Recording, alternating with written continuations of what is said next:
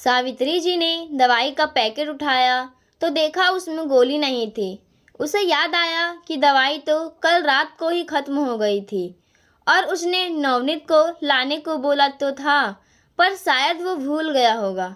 उन्होंने उसके कमरे का दरवाज़ा खटखटाया तो अंदर से आवाज़ नहीं आई। वो चुपचाप वापस आ गई।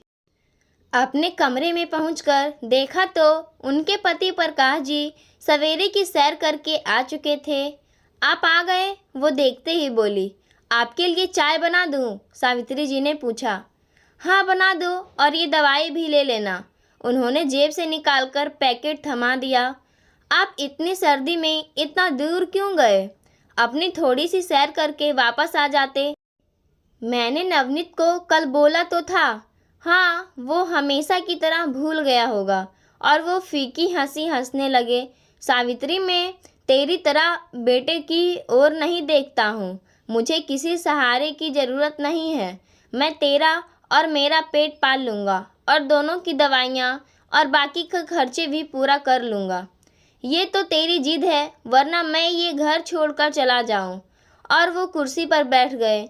जब से लकवा आया था बड़ी मुश्किल से ठीक हुए थे। अभी भी अच्छे से चल नहीं पाते हैं, फिर भी अपने सभी काम वो कर लेते हैं। सावित्री जी के काम भी खुद ही कर देते हैं। प्रकाश जी अब रिटायर हो गए थे, अच्छी पेंशन भी मिल रही थी, पर शरीर से लाचार हो गए थे। सावित्री जी की भी तबीयत ठीक नहीं रहती थी। उच्च रक्तचाप और मधुमेह की दवाइयाँ चल रही थी। काफ़ी थकान और कमजोरी रहती है।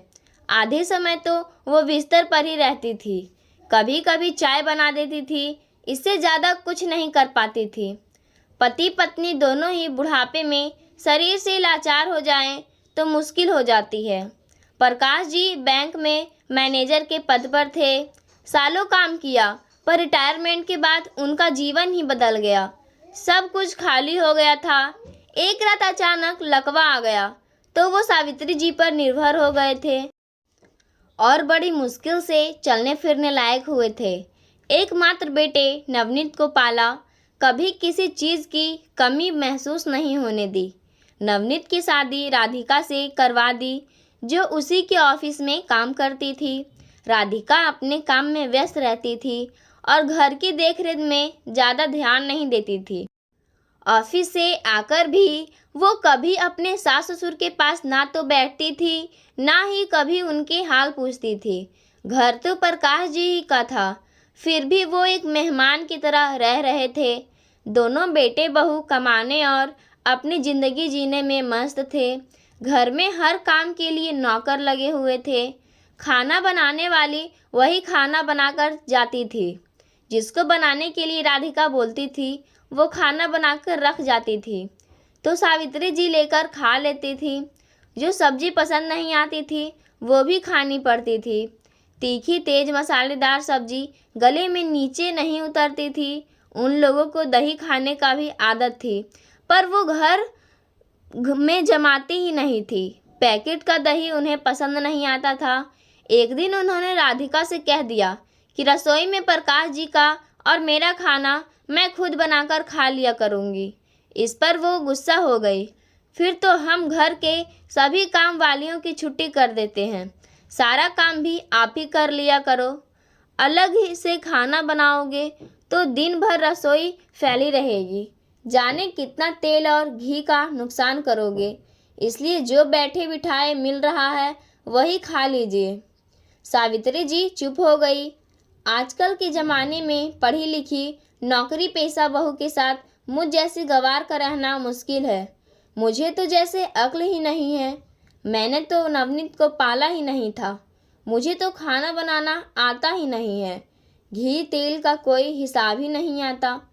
और वो प्रकाश जी के कंधे पर सिर रख कर रोने लगती थी। यूं तो घर में सब सुख सुविधाएं थी, पर फिर भी दोनों खुद को लाचार महसूस करते थे।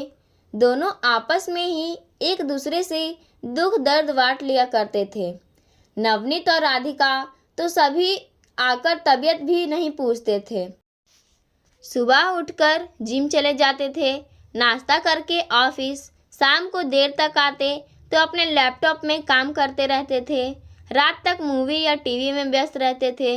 दोनों के पास अपने बच्चे को पैदा करने का भी समय नहीं था। शादी को 3 साल हो गए थे। एक दिन सावित्री जी ने बच्चे के लिए पूछ लिया तो राधिका ने उनका मुंह बंद करवा दिया। आज तो पूछ लिया, पर आगे से मत पूछना। मेरी मर्जी है, मैं बच्चे पैदा करूं ना करूं। अभी तो मुझे बहुत काम करने हैं और बड़ी वाली कार और बड़ा घर लेना है। बच्चे की आते ही 100 खर्चे लग जाएंगे। सिर्फ बच्चे पैदा करना ही एक औरत की जिम्मेदारी नहीं होती है, उसकी अपनी भी कोई ज़िंदगी होती है। सावित्री जी ने भी फिर कभी नहीं पूछा।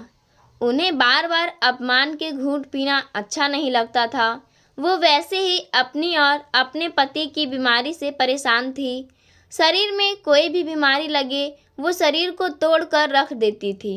वो भरसक कोशिश करती थी कि वो स्वस्थ रहे, क्योंकि उन्हें पता था कि बीमार आदमी कोई भी हो वो सबको बोझ ही लगता है। एक सुबह जब वो उठी तो देखा घर में कोई हलचल नहीं हो रही है। उन्होंने हर कमरे को खोलकर देखा तो पता लगा कि घर में नवनीत और राधिका नहीं है। उन्होंने प्रकाश जी से पूछा तो उन्हें भी पता नहीं था। उन्होंने अपनी अलमारी खोलकर देखा तो पता लगा कि उसमें रखा नकद और गहने सभी गायब हो चुके थे। वो सब समझ गए। बच्चों ने धोखे से घर में रखा हुआ सभी सोना हथिया लिया और उन्हें धोखा दे दिया। वो पिता होने के नाते चुप ही रहे। कुछ घंटों बाद दोनों आए और बोले कि हमने अमुक सोसाइटी से बड़ा सा फ्लैट बुक करा लिया है, कुछ महीनों बाद फ्लैट मिल जाएगा, तो फिर हम दोनों वहीं पर रहने चले जाएंगे।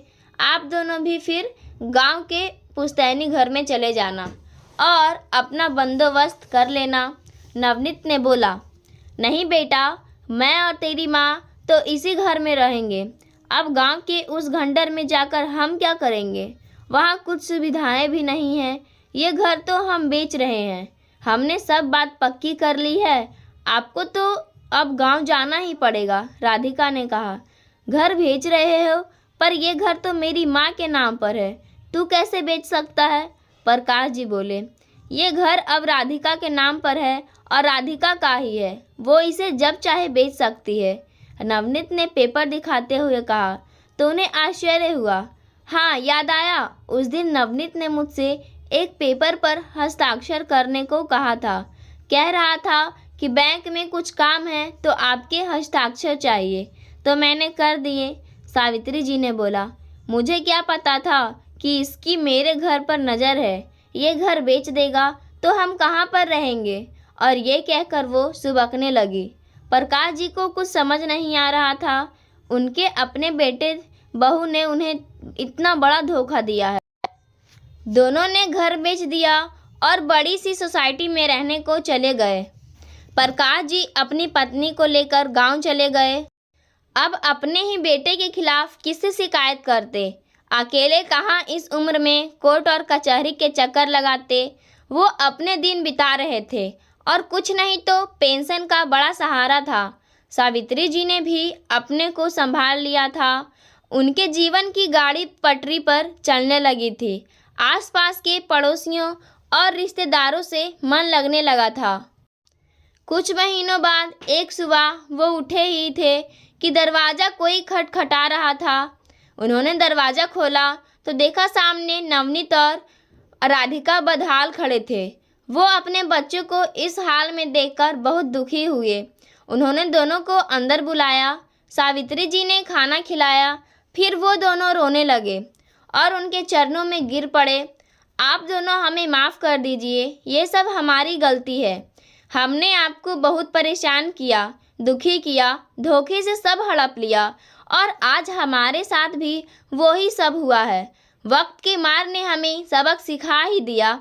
हमने जो कुछ आपसे छीना था, ईश्वर ने वो वापस हमसे छीन लिया है। हम दोनों ने धोखे से जेवर और घर लेकर उस फ्लैट में चले गए। उस घर को हमने अच्छे से सजा लिया था, पर ये पता नहीं था कि माँ बाप का दिल दुखाकर आज तक कोई भी सुखी नहीं हो पाया है। उस बड़ी सोसाइटी में हम गलत लोगों की संगत में आ गए। रोज़ शराब पीने लगे और जुआ खेलने लगे।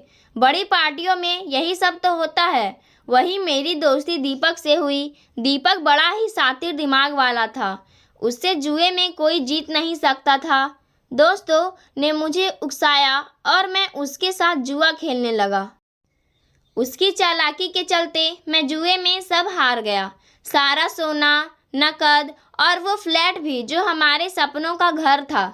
इधर हमारी कंपनी में कर्मचारियों की छटनी चल रही थी। जो पुराने लोग थे और मोटी पगार पाते थे, उन्हें सबसे पहले हटा दिया क्योंकि उनकी पगार बहुत ज़्यादा थी। सबसे पहले मुझे और राधिका को निकाला गया। एक साथ दोनों की नौकरी चली गई। हम कुछ महीने एक कमरा किराए पर लेकर भी रहे थे ताकि दूसरी नौकरी ढूंढ सके, पर जुआ खेलने और फ्लैट खोलने के कारण हम बदनाम हो गए थे। किसी ने हमें नई नौकरी नहीं दी। सब दोस्तों ने साथ भी छोड़ दिया। थोड़े बहुत पैसे थे वो भी खत्म हो गए, तो सोचा जिसका कोई नहीं होता उसके माँ बाप तो ज़रूर होते हैं। इसी आस में आपके पास चले आए ताकि आपसे माफ़ी मांग सके और सहारा भी मिल सके। हम दोनों पैसे और पद के नशे में बहुत ऊपर उड़ रहे थे और वक्त की मार से हमारी अक्ल ठिकाने आ गई है। इस वक्त की मार और भगवान के न्याय से कोई बच नहीं पाया है। हमें आपके सहारे की बहुत ज़रूरत है, नवनीत कहता जा रहा था। उसकी आंखों से आंसू बहते जा रहे थे और राधिका भी चुपचाप शर्मिंदा सी कोने में खड़ी थी। वो भी बोली, मम्मी जी मुझे माफ़ कर दीजिए, मैंने आपके साथ बहुत बुरा व्यवहार किया। आप तो मेरी माँ जैसी है और मैंने ही आपको बहुत तकलीफ़ दी। मेरी जिद की वजह से नवनीत ने आपके धोखे से हस्ताक्षर ले लिए थे। मैं ये जिद ना करती तो हमारे सिर पर आज छत तो रहती। मेरी वजह से आज ये बुरे दिन आए हैं। राधिका अब रोना बंद करो। कुछ तकलीफ़ें और दर्द हमें सबक सिखाने भी आती है। चिंता मत करो, तुम्हें अपनी भूल पर पछतावा है तो तुम्हारा अच्छा समय भी आएगा। इंसान को धोखा देता है पर वो भूल जाता है कि सबसे बड़े न्यायाधीश तो वो ऊपर वाला है। वो सब बराबर कर देता है। उसकी लाठी में आवाज़ नहीं होती है।